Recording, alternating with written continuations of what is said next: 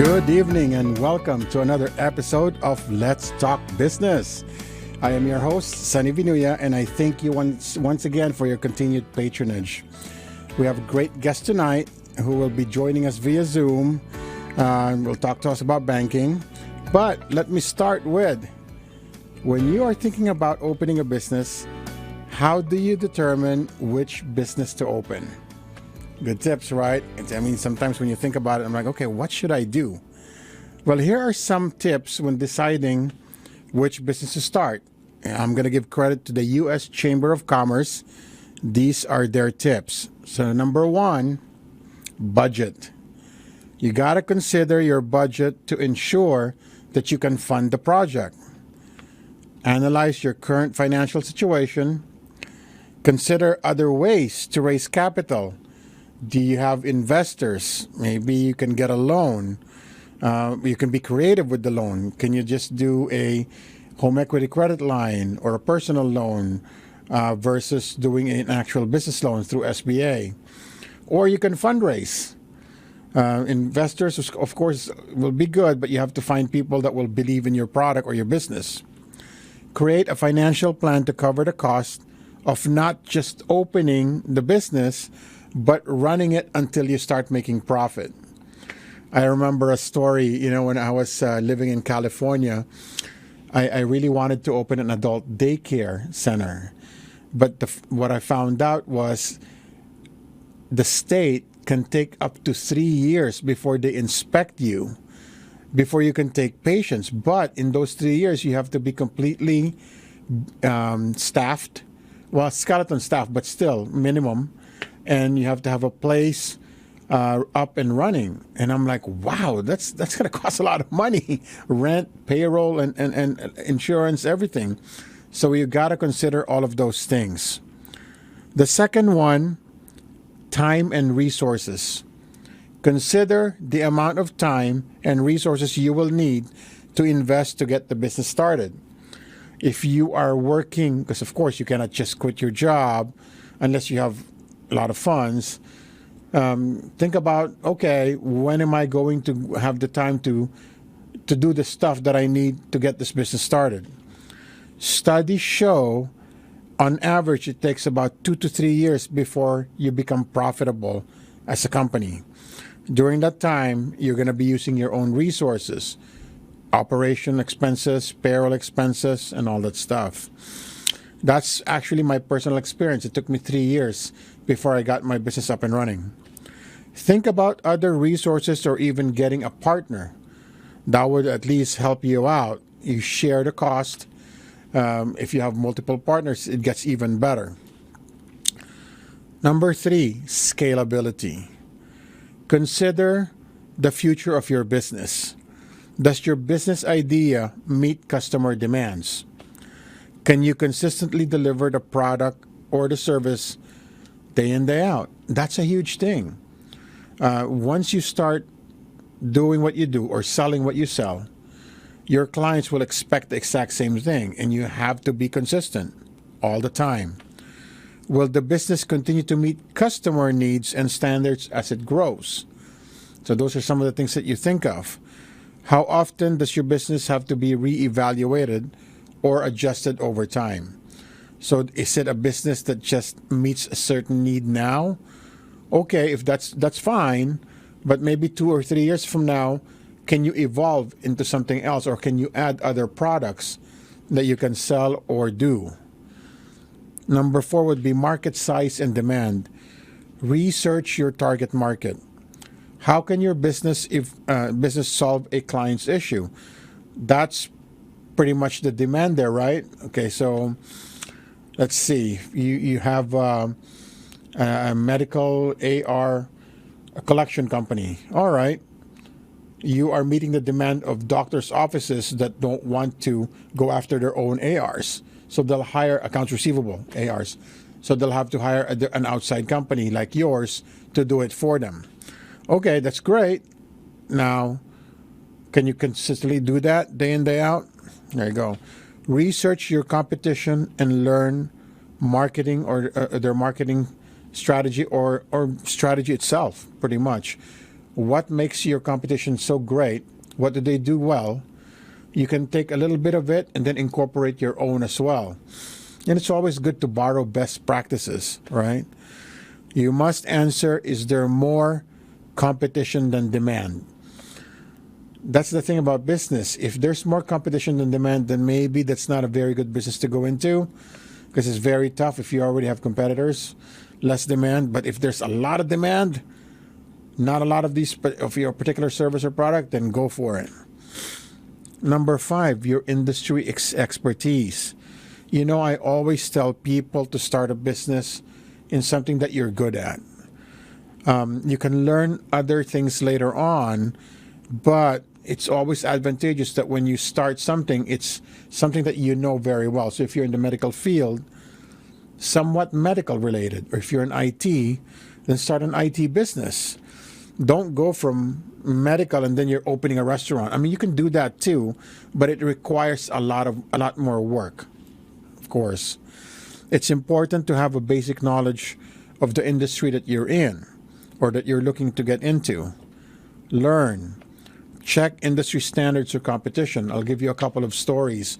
So a friend of mine wanted to open a skilled nursing facility, but she's a developer, so she's not had an experience in this realm.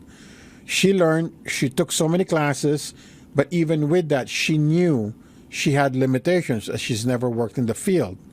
So she hired an outside company to run her skilled nursing facility for her, which I thought was a very smart move.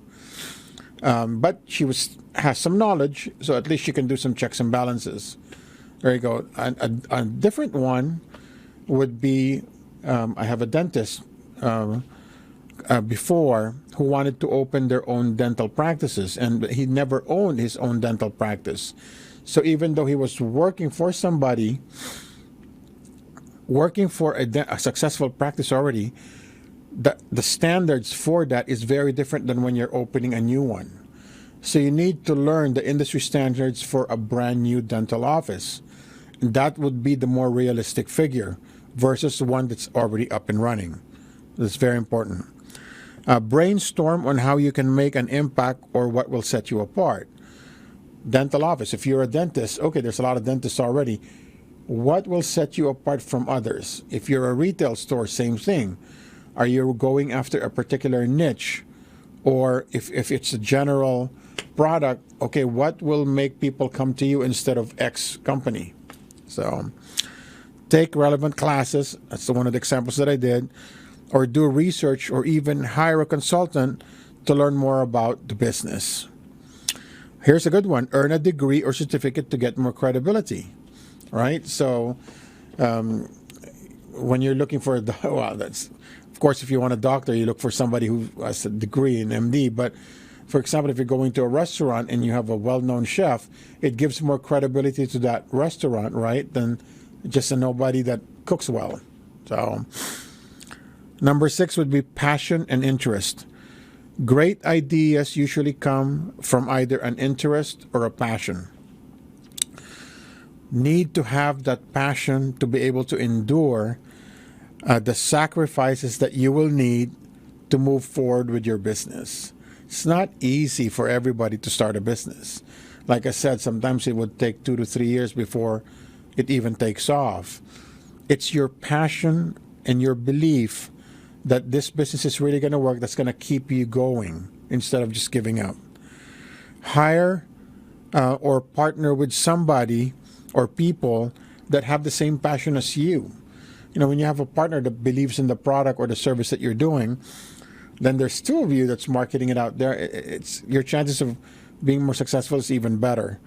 When you hire the key people that you have that love your company and their interest is to really advance it, that makes a huge difference. That passion can help you endure the hard times. Make a lifestyle choice. You know, going into business, you have to be prepared. It's going to be 24/7. It's a 24/7 commitment, pretty much. Does it fit your lifestyle? I mentioned earlier, when we were still living in California, we wanted to open an adult daycare. my wife and I were dead set in opening a business, and we said, okay, does it fit our lifestyle now? Our kids were small at that time, and what we did was we interviewed different people. We pivoted from an adult daycare to maybe just opening a group home, and her aunt had 6 group homes, so we interviewed her aunt and said, hey, okay, tell us about owning this business. When was the last time that you had vacation? One of the things that we wanted to do was take a vacation with our kids every year. And they said, wow, we've never had one together since we opened the business, because one of us would always stay back to make sure that the business is running. So, okay, that was strike one. When was the last time you had a vacation with your kids, or at least go out with your kids? How about coming home at night? Things like that were factored in. And because our kids were small, we were like, okay, maybe this is not the right time for us yet. So we waited until the kids were bigger before venturing into a business. So those are things that you really must consider when you're thinking about opening a business. A lifestyle choice definitely is a big one. All right, hopefully those tips help you. We're going to take a quick break. When we get back, I'm going to be in Zoom as well, because I interviewed our next guest via Zoom. So when we get back, we're going to talk about banking.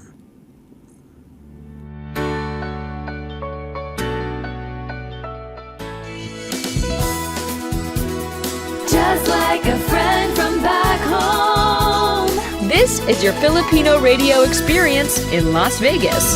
PHLV Radio.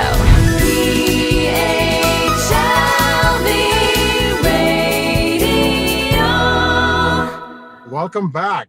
Now it's our guest segment time, and I've got one of my good friends joining me. She was supposed to join us 2 weeks ago when we were talking about banking and why it's so important to have a good relationship.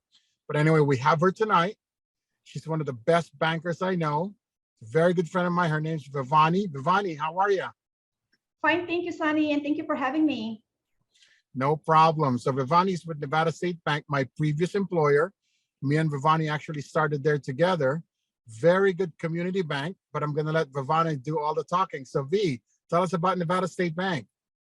Well, thank you. I've been working with Nevada State Bank for about 15 years now. So what makes us a great bank? Firstly, we have been serving Nevadans for more than 16 years. We have customized financial solutions to enhance the economic opportunity and prosperity for our clients. Secondly, we are voted consistently best in state by our communities. Thirdly, we believe in establishing a relationship with our clients and living our core values to deliver our banking services. And lastly, our bankers are dedicated to our community, and we offer local leadership and decision making. Awesome. V, tell us, what is the advantage of banking with a community bank like Nevada State Bank versus the other big nationwide banks? So at Nevada State Bank, we are focused on building long-term relationships with our clients. And while this is a key characteristic for smaller community banks, at Nevada State Bank, we also have all the products, services, and technology of a big bank. Very good. Now, I've always talked to, in my show, I've always advised people, you need to have a trusted circle. And one of them really is having a trusted banker. So tell me, why is it so important for a business owner to have a trusted banker in their side? Every year we send out our small business survey. We ask our business owners how important their relationship is with their banker. This year, 88% of them responded somewhat to very important. Last year, it was over 90%. So knowing your banker and the ability to connect with your banker was critical, especially during the pandemic. At Nevada State Bank, we were able to process over 6,000 PPP loans. And that's the result of our bankers working with clients 24/7. And we know how important your financials is to your life and to your business. You want to be able to reach the banker who you can have a conversation with when you need it. It matters where you bank, and more importantly, I think it matters who you bank with. Very good. Now, tell me, so this is off the cuff question. So for example, if I I'm applying for a credit line, or I'm actually applying for a liquor license, I could easily call you, right, and say, "Hey, I just need a letter that confirms that I'm a client." Oh, yes, of course, definitely. And our website has all the resources and information. So please visit our website at nsbank.com/business for additional information. Okay. Well, I do want to talk about other products that banks offer, but before we do that, let me ask you real quick. So generally, what type of business or paperwork do we need to come in when we come in to open an account for a general account? Pretty So much. depending on how the business is structured and how is it filed with the Secretary of State. So for an LLC, we require an articles of organization. For a corporation, we require an articles of incorporation. For sole proprietorship, we require a fictitious firm name. And of Very course, good. your tax ID number. Okay. So I'm going to assume that it's advisable to have all of that before we come in to open the account, right? Yes, definitely. All right, let's take a quick break. When we get back, we're going to talk about other products that the banks offer that's not accounts related. Okay, so we'll be right back. Just like a friend from back home. This is your Filipino radio experience in Las Vegas. PHLV Radio. PHLV Radio. Okay, we're back. So now let's talk about some other products. You know, there are other products that most people don't realize, or most business owners don't realize, that banks offer. And some of them are really good products. V, tell me about some of these products, treasury management products, for example, like remote deposit. What does remote deposit do? So remote deposit allows businesses to deposit checks electronically using a desktop scanner or mobile service. So you can do this in the convenience of your own home or your office without having to go to the bank. That's very convenient. So does that mean I can deposit even after 5 o'clock? Exactly. And will be credited on that same day or after midnight. Now, you know, fraud is so prevalent nowadays, and I know criminals usually target business owners because they know that they usually have to have money in their account. I've heard of the product, of course, that the Positive Pay. So how does Positive Pay help protect business owners? So with Positive Pay, it's a fraud detection solution that helps protect you from check fraud and unauthorized electronic transactions.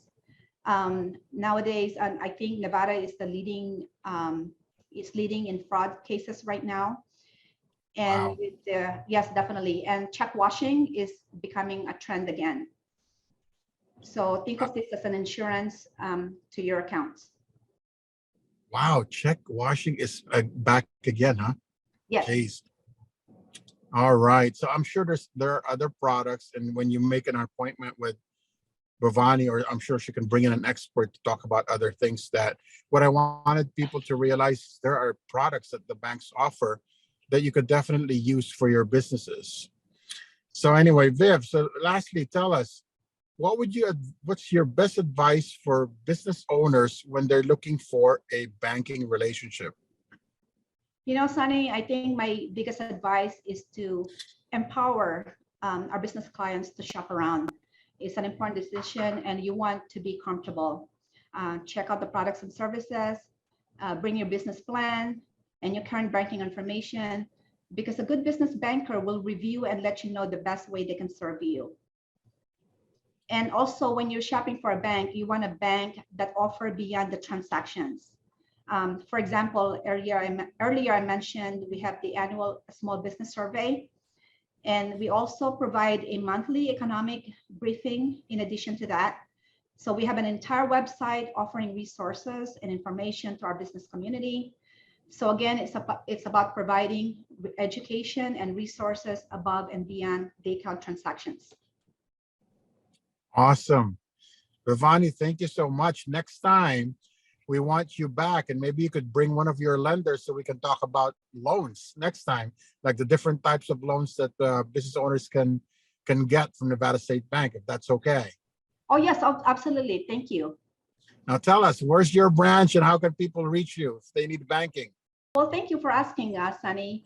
I'm located here at the Lakes branch. We're located at West Sahara and Cimarron.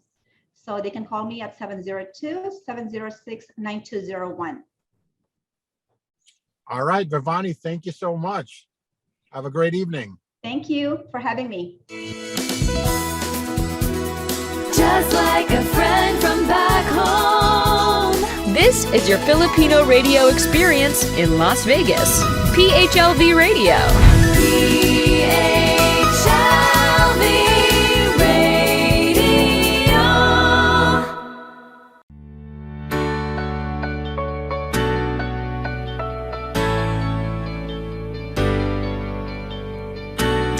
Welcome back. Well, that was a great segment. I'm back from Zoom. So, our third segment, you know what that is. It's roadmap time. All right. So, we left off with tax stuff the last time. We're going to tackle two this time. The first one would be hiring people. So, of course, when you're hiring people, there's the traditional way of looking for people, right? There's the, you're going to look for people by putting up a sign, asking people that you know, that you're hiring. But there are also different ways of hiring people. You can go through an agency. Now, if you click on the hiring part of the roadmap and you scroll down, there's going to be different agencies like Job Connect, Workforce Connections, Silver State Works, Nevada Grow. These are some of the entities that you can get help on when you're looking for people to hire. Now, you can also go through it using the web now. There's a lot of different web search platforms that help with hiring. Indeed, even LinkedIn. You can look for people through that. Another way would be hiring a staffing agency. You can hire a staffing agency to look for people for you. Especially nowadays, it's actually one of the biggest challenges that we have as small business owners, the lack of workforce that's out there. So finding workers is very, very important.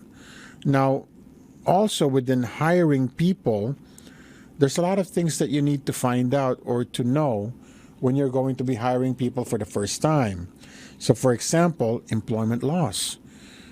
You need to know about state or federal rules on wages, payments and overtime, workers' compensation, occupational safety. There's a bunch of stuff that if you don't have, you might get in trouble.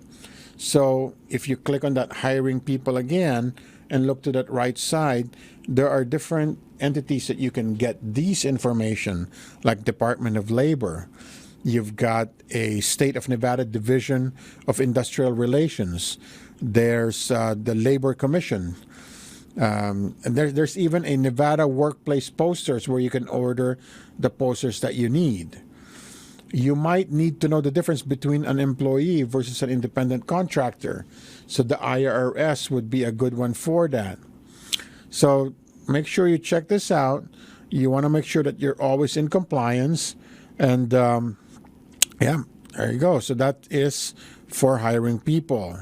Now let's go back, and now we're going to hit certifications and contracts. So what is a certification? It's a formal acknowledgement by an authorized entity that your business has a certain status or compliance to defined standards. Certifications, we've mentioned this in the past, can help a business qualify for preferential bidding process, compete for public or private sector procurements, or gain access to additional capital. Here in Nevada, there are several entities that can help you understand and acquire certifications, as well as identify business opportunities related to them. So when you click on certifications and contracts on the roadmap, you can click on getting certified, And on the right side, it will give you the different entities that help. On the left, it tells you the different certifications that you can have. So, for example, you can be a DBE, Disadvantaged Business Enterprise, Airport Concession Disadvantaged Business Enterprise, Small Business Enterprise. There's a Minority Business Enterprise, Woman-Owned Small Business. And a lot of these will be able to help you so you can gain contracts from RTC, from the Harry Reid Airport, for example. So there is a process of getting certified. If you need help with that, please give the studio a call. Get my number. We can help you with that, definitely. We can connect you to the people that can help you through the certification process. But this will open doors for you. You know, a lot of minority businesses would always tell me, Sonny, I want to be able to get contracts with, the airport, for example. Well, the first question is, well, are you certified? Because, yeah, we can get you in front of them, but the first thing that they're going to expect is for you to be a certified business owner. Here's a good example. Before the pandemic, the NFL came here because they were going to do the NFL draft here in Las Vegas. And the NFL gathered the chamber heads and said, okay, bring me some of the businesses that you think can qualify, can be able to provide this particular services. They gave us a list for the NFL draft. And we actually had a few businesses from the chamber that did. But the first thing that they had to do, get certified. And finally, they realized the importance of being certified because you never know, the opportunity might come up just like that. The Golden Knights did the same thing. You needed to be certified. So getting certified is a huge thing. Finding contracts, that's on the same button pretty much. So contracts. So there are different classes, certification classes pretty much that you can take so you're able to get contracts from the government or different entities. So if you click on that and finding contracts, they're going to tell you right there, it's going to identify for you, it's public sector procurement, solicitations at the local, state, and federal government level. This will be able to, if you click on that, it would tell you, okay, if you want to do work for, let's say, NDOT, they'll be able to tell you exactly what you need to do to be able to become a vendor for NDOT. And then it will, hopefully it can teach you the different contracts that it would take, and then you'll be able to follow it and apply for it when it becomes open. There's going to be one hot one coming this summer. I'm sure a lot of you have heard of the cannabis lounges. There's going to be a procurement process for that. So if you're interested, they are actually making sure that minorities will can get ownership for these lounges. So if you're interested, let me know. Or come summer, we'll get that process for you so you can get some help. All right, that is our show for tonight. You know, I told you a lot that I'm not very creative, but my wife gave me an idea, and I was hoping that to launch this for April, for the whole month, we can have what it's called a success month. I was thinking that our guests for those weeks in April would be successful, either business owners or people that have been successful in their craft in different industries. Let's bring them in, let's talk to them, let's find out what kind of secrets they have, what made them so successful, and let's see if we can get best practices from them. All right, so till next Monday, see you then. Good night.